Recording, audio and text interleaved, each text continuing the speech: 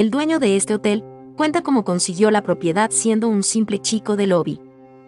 Un escritor viaja al decadente Gran Hotel Budapest en las montañas de la República de Dubrovka y conoce al propietario. El señor Ciro Mustafa es dueño de muchos otros buenos hoteles en todo el mundo, pero en este viejo y descontinuado hotel solo ocupa una pequeña habitación de servicio.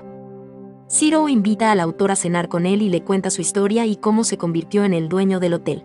En 1932, en los días gloriosos del Gran Hotel Budapest, Ciro Mustafa es contratado para trabajar como chico del vestíbulo a las órdenes del legendario conserje M. Gustav, quien se convierte en su mentor y tiempo después su amigo. Gustav administra eficientemente el hotel y el personal y también atiende las necesidades sexuales de las ancianas alojadas en el hotel. Pasa una noche con Madame D. La anciana cuenta que tiene miedo de salir del hotel, temerosa de no volver a ver a Gustav. El hombre la tranquiliza y le asegura que no pasará nada malo, y se despiden con un "te amo". La identidad del dueño del hotel es un misterio, pero es bien sabido que el dueño envía a un emisario, el diputado Kovacs, al hotel para verificar el negocio. Durante esta época, Ciro conocería al amor de su vida, Agatha, una panadera con una distintiva marca de nacimiento en la mejilla. Sin embargo, aunque el viejo Ciro hace una pequeña mención de ella, rápidamente pasa de tema. Una mañana, mientras buscaba el periódico, un artículo llamó la atención de Ciro. Se apresura a regresar al hotel para mostrarle a Gustav que Madame D ha sido encontrada muerta. Gustav convoca a Ciro para que viaje con él al funeral. Durante el viaje son detenidos por militares, que les piden sus papeles, pero Ciro no tiene ninguno porque es un inmigrante. El soldado quiere llevarse a Ciro, pero Gustav se niega y defiende a su chico de lobby. Al llegar a la casa de Madame D, encuentran a todo tipo de parientes de Madame D están presentes para la lectura de su testamento. El señor Kovacs, quien es el albacea de su herencia, y quien ha analizado su testamento y sus numerosas enmiendas. Entre los herederos mencionados, están su hijo Dimitri y sus 3 hermanas, pero Kovacs afirma que recientemente se envió una nueva enmienda a sus oficinas. En la enmienda, Madame D. agradeció a Gustav por su amabilidad y le permitió poseer la preciada pintura, titulada El niño con manzana. El hijo de Madame D., Dimitri, y su familia no aceptan que un conserje haya heredado la pintura, empezando así una pelea. Gustav luego lleva a Ciro a la habitación donde está colgado un niño con manzana. Después de admirarlo por un rato, los dos lo quitan y lo reemplazan. Serge les envuelve la pintura, antes poniendo un sobre confidencial en la pintura. En el viaje de regreso en tren, Gustav le propone a Ciro que la vendan en el mercado negro y, a cambio de sus servicios, Ciro recibirá el 1,5% y Gustav lo convertirá en su heredero.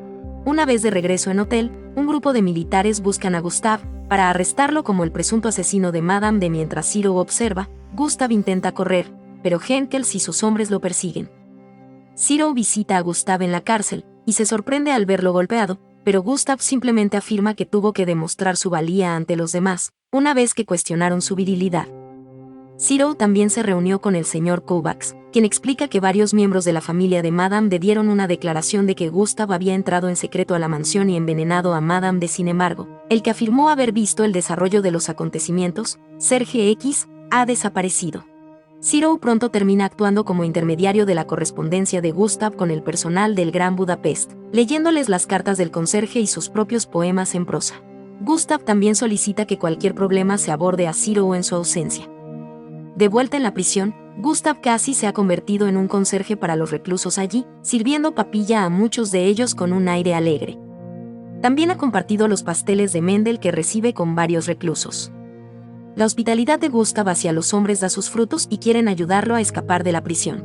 Sin embargo, la cantidad de herramientas para escapar de la prisión es limitada, pero al mirar la caja de Mendel, Gustav trama un plan astuto. En este punto, el viejo Ciro hace una pausa, abrumado por las emociones, y comienza a llorar. Le explica al autor que hablar de Agatha siempre lo emociona. Volviendo a la historia, Ciro trabajó con Agatha para colocar herramientas en los pasteles enviados a Gustav. La idea funcionó, y engañó a los guardias de la cárcel. Kovacs piensa que hay algo raro en este caso, falta una pieza importante en el papeleo, y después de la desaparición de Serge, Kovacs le pide a Dimitri llevar el caso a las autoridades. Rápidamente él se niega. Dimitri le pregunta de qué lado está. Kovacs responde que debe seguir las instrucciones que le dio su cliente y proceder de manera honesta. Dimitri sale furioso de la habitación y Chaplin arroja al gato de Kovacs por la ventana hasta su muerte. Al finalizar su jornada laboral, Kovacs se da cuenta que Chaplin lo está siguiendo. Intenta perderlo de vista metiéndose al museo. Sin embargo, cuando intenta salir por una puerta trasera, es alcanzado. En la prisión, Gustav y sus compañeros de prisión comienzan a poner en marcha su plan de fuga. Aparte de un prisionero ruidoso que los ve escapar, el grupo encuentra su mayor obstáculo en una escotilla subterránea, que está ocupada por varios guardias que juegan al póker. Gunther se sacrifica por el grupo, matando a los guardias, pero muriendo en el proceso. Finalmente, los presos salen al exterior, donde Zero ya los esperaba. Sin embargo, Gustav pronto se enoja con Zero cuando descubre que el chico no consiguió todo lo que pidió. Luego, Gustav arremete con enojo contra el chico, criticando su cultura, y cuestionando al por qué no se quedó mejor en su país. Zero responde que la guerra lo obligó a huir de su país. Gustav se arrepiente de lo que dijo y le pide disculpas. Después de caminar por el campo cubierto de nieve, Gustav y Zero encuentran una cabina telefónica.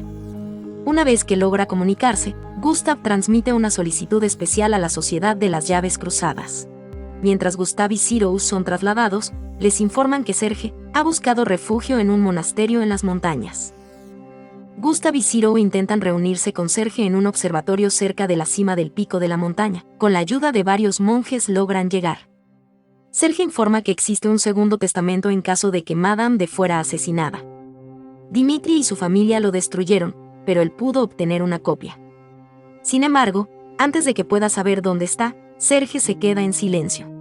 Gustav y Zero pronto descubren que Serge ha sido estrangulado hasta la muerte, y ven a Chaplin saliendo por una puerta lateral.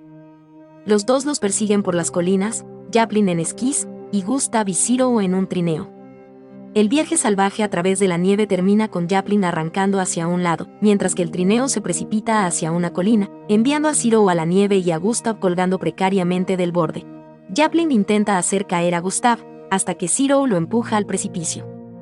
Al lugar llegaron los militares, quienes ordenaron no moverse y entregarse. Después de una pausa en silencio, en honor a Serge, roban la motocicleta del asesino y huyen. El Gran Hotel Budapest ha sido tomado por las Fuerzas Armadas. Con la excusa de entregar pasteles, Agatha entra al hotel en busca de la pintura. Dimitri ingresa al vestíbulo y ve a Agatha. Ella rápidamente da la vuelta e intenta escapar. Los dos se encuentran en un ascensor, donde Dimitri rasga una esquina de los envoltorios de papel, lo que le revela una parte de la pintura. Mientras tanto, temiendo por la vida de Agatha, Gustav y Zero entran al hotel disfrazados. Dimitri intenta matar a Gustav, pero los disparos despiertan a varios otros militares en los pisos, y se desata una balacera. Zero corre por Agatha, quien está colgando desde el tercer piso. Corriendo en su ayuda, termina tirándose por el borde junto con ella. Ambos caen sobre las cajas de pasteles. Después de recuperar la pintura, se encuentra el papeleo confidencial que Serge escondió en la parte posterior. Con Gustav, Dimitri, Zero, Agatha y varios miembros del personal del hotel y las Fuerzas Armadas a su alrededor, Henkels abre el segundo testamento y lee su contenido. Gustav no solo es reivindicado por el asesinato, sino que el segundo testamento también le otorga numerosas porciones de numerosos negocios de los que ella es dueña, incluida la propiedad del Gran Hotel Budapest. Mientras Zero continúa la historia, señala que Gustav casi había tomado el mismo aire que las numerosas mujeres mayores a las que complacía. Además, con Gustav ahora con una nueva riqueza y libertad financiera, Zero fue ascendido a conserje del hotel. Se muestra brevemente una escena de Gustav presidiendo la boda de Zero y Agatha, pero Zero dice que tanto su esposa como su primer hijo murieron poco después a causa de una enfermedad, en aquel tiempo mortal, y que hoy se cura en una semana. Luego, la historia cambia a Gustav, Zero y Agatha en un tren. Durante el viaje, el tren se detiene nuevamente en el mismo campo de cebada que antes, y varios soldados abordan buscando papeles. De nuevo, los papeles de Zero no son aceptados. Aunque Gustav amenaza al soldado con un castigo, el hombre noquea a Zero con el cañón de su arma, lo que hace que el exconserje del Gran Hotel Budapest se ponga de pie de un salto y ataque al hombre. Cuando el viejo Zero termina su historia, el autor pregunta qué le pasó a Gustav después de eso. Zero luego dice que los soldados lo mataron y, con su muerte, todo lo que poseía le fue legado a él. Después de la historia y la cena, se dirigen a la recepción, aunque no se encuentra al conserje por ninguna parte. Luego, Zero va detrás del mostrador y recupera las llaves de las dos habitaciones. Una de las etiquetas grandes de la llave dice, "Am Gustav Suite". Mientras esperan el ascensor a sus habitaciones, el autor le pregunta a Zero si eligió no vender el hotel para mantener una parte del mundo de Gustav. Zero responde que mantuvo el hotel como tributo a Agatha y los mejores años de su vida. El autor afirma que luego viajaría a América del Sur después de visitar el hotel, al que describe como maravillosas ruinas a las que nunca volvió.